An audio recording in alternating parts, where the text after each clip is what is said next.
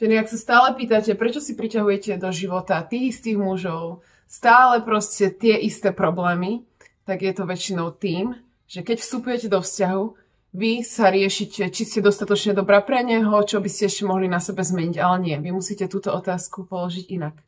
Nie, že či ty si dostatočne dobrá pre neho, ale či on je dostatočne dobrý pre teba. Či toto je to, čo chceš žiť 24/7 počas celého svojho života. Lebo presne takto vznikajú a začínajú vzťahy, kde muž ubližuje žene.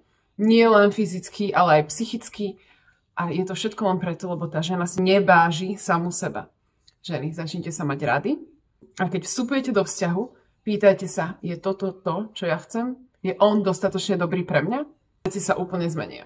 Nebudete mať problém, že si priťahujete stále do života tie isté problémy, ale zrazu si uvedomíte, čo si naozaj zaslúžite. A to aj dostanete. A to aj nájdete.